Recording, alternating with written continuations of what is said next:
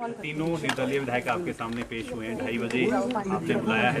क्या अभी बातचीत हुई, क्या तर्क दिया जा रहा है, क्योंकि अब मामला जो है वो हाई कोर्ट में भी पहुंच गया है। तीन जो निर्दलीय विधायक हैं, माननीय श्री के.एल. ठाकुर जी, श्री होशियार सिंह जी और श्री आशीष शर्मा जी, इन तीनों ने 22 मार्च को लगभग 1:30-2 बजे के करीब सचिव विधानसभा के पास अपना रेजिग्नेशन दिया और उसके बाद मुझे मेरे निवास स्थान पर ये लगभग 3:30 पौने 4 बजे के करीब मुझे मिले, जहां मुझे भी उसकी कॉपी उन्होंने वहां पर दी। जो यहाँ पर जो उन्होंने रेजिग्नेशन दिया उसकी जो प्रेस रिपोर्टिंग है, प्रेस क्लिपिंग्स हैं, जो हमारी प्रोसीडिंग्स जो इनिशिएट हुई हैं उसका पार्ट है।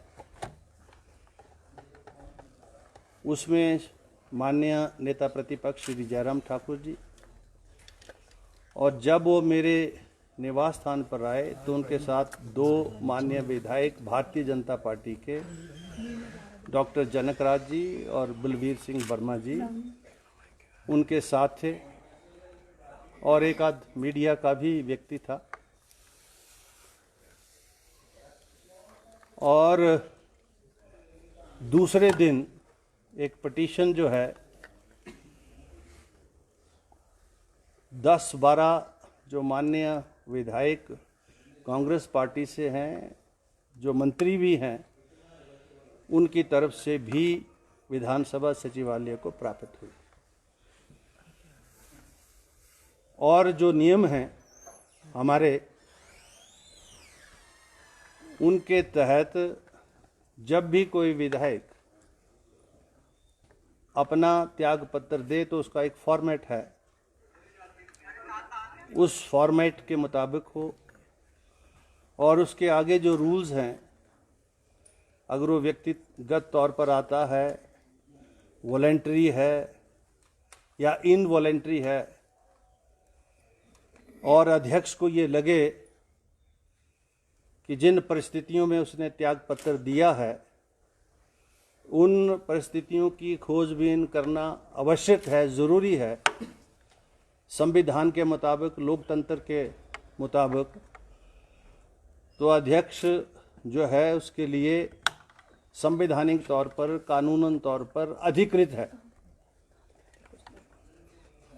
The speaker enjoys the full authority to inquire into all those aspects of the resignations. और उसी के संदर्भ में हमने तीनों माननीय विधायकों को एक नोटिस इशू किया था, शो कॉज नोटिस, और उसकी सूचना हमने राज्यपाल महोदय को भी दी थी, और हमने उनसे ये आग्रह किया था कि नियमों के अनुरूप, संविधान के अनुरूप जो कार्रवाई वांछित है उसके मुताबिक आप 10 अप्रैल को 12:15 बजे विधानसभा सचिवालय के committee room, speakers committee room में उपस्थित हों। और जो नोटिस दिया गया उसका एक दिन पहले आप उसका जवाब दे दें, ताकि विधानसभा सचिवालय उस नोटिस को पढ़ने के बाद उसके ऊपर जो भी जानकारी प्राप्त करनी हो तो हम जो है इस पर्सनल इंक्वायरी में करें।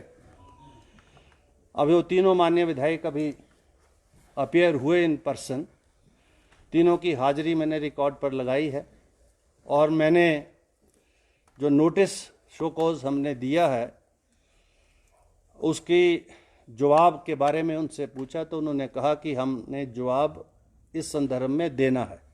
तो मैंने कहा दीजिए, तो उन्होंने समय मांगा है। यद्यपि मैं सारी प्रोसीडिंग्स को आगे की डेट दे सकता था, लेकिन मैं ये समझता हूँ कि विषय गंभीर है, इसलिए मैंने 2:30 बजे तक इसको एडजॉर्न किया है, और 2:30 बजे फिर से दोबारा जो है ये जो है यहाँ कमेटी रूम में बैठकर प्रोसीडिंग्स होंगी और जवाब वगैरह जो भी आया होगा और उसके ऊपर जो आगे कार्रवाई बनती होगी वो किया जाएगा। तो क्या और अभी आपने एक प्रश्न और पूछा है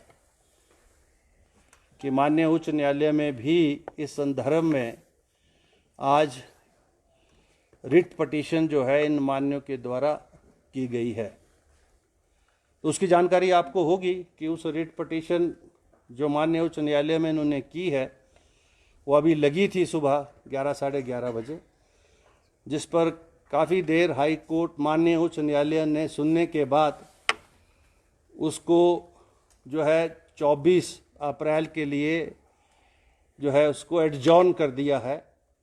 और उसमें जो उन्होंने पार्टी बनाया था विधानसभा अध्यक्ष के रूप में मुझे और व्यक्तिगत रूप में मुझे, तो व्यक्तिगत रूप में तो जो ऑब्जर्वेशंस कोर्ट की थी वहाँ पर कि भाई you can not make the speaker in person as a party, कि whatever he has done and whatever he is doing that is the powers which are vested with him under the constitution, so you cannot make him a party in person. So this was the observation from the court which have been you say told to us by the standing lawyers, one who represented the Vidhan Sabha there in the High Court. So what is the order that I have not seen? What is the writ petition copy I have seen? जो writ petition की जो copy उन्होंने विधानसभा सचिवालय को भेजी है वो हमने देख ली। जवाब का नोटिस जो है, जो नोटिस का जवाब अभी उन्होंने देना है। तो जो हाई कोर्ट में उन्होंने जो रिट पटिशन की है उसमें उन्होंने मेरे जो संवैधानिक अधिकार हैं उनको चैलेंज किया है और उन्होंने हाई कोर्ट से डायरेक्शन मांगी है कि स्पीकर को हाई कोर्ट डायरेक्ट करे कि वो हमारे रेजिग्नेशंस को एक्सेप्ट करे। अभी हाई कोर्ट ने इसके ऊपर कोई निर्णय नहीं लिया, मैं प्रोसीडिंग्स में हूँ। तो अब ये दो विषय आगे हैं। एक तो जो अधिकार कानूनन मेरे पास हैं, संवैधानिक तौर पर हैं, हमारी जो विधानसभा की जो प्रोसीजर है, रूल्स है, उसके मुताबिक जो प्रोसीडिंग्स ड्रॉ होनी है, एक वो विषय है। और दूसरा, अब मेरे उन सारे अधिकारों को चुनौती इस रिट के माध्यम से जो है इन माननीय विधायकों ने दी है और हाई कोर्ट ने उसमें कोई अभी तक ऑर्डर पास नहीं किया है। हमसे जवाब मांगा है तो हम उसका जवाब देंगे 24 तारीख को, और उसके बाद हाई कोर्ट माननीय उच्च न्यायालय का क्या निर्णय आता है वो 24 को ही पता लगेगा जब वो निर्णय आएगा।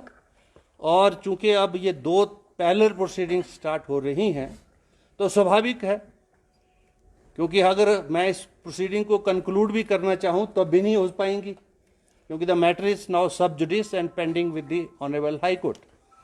Unless the high court adjudicate upon this matter whereby they have challenged, assailed my authority, and if anything comes from the High Court in the manner in which they have desired, then certainly we have a right to approach the higher court also. अभी तक कुछ हुआ नहीं है, इसलिए मैं उस बारे में कोई टिप्पणी करना नहीं चाहता। ये माननीय क्या बोल रहे हैं, क्या नहीं बोल रहे हैं, मैं उस पर भी टिप्पणी नहीं करना चाहता।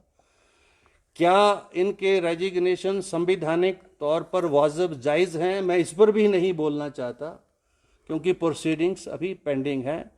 और एंटी डिफेक्शन लॉ के मुताबिक कोई भी चुना हुआ विधायक अगर वो आज़ाद प्रत्याशी के रूप में चुना जाता है या किसी दल से चुना जाता है और वो दल बदल करता है तो 10th शेड्यूल को अट्रैक्ट करता है।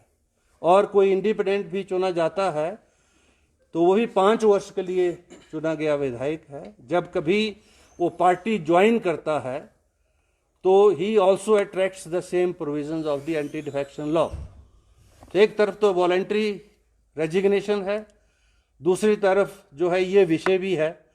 अब इन दोनों विषयों को जो है आगे हम इंक्वायरी के माध्यम से, हाई कोर्ट की प्रोसीडिंग्स के माध्यम से जो है हम देखेंगे और जो भी उचित निर्णय होगा उस समय पर हम देंगे। आप सबका बहुत बहुत आभार, धन्यवाद।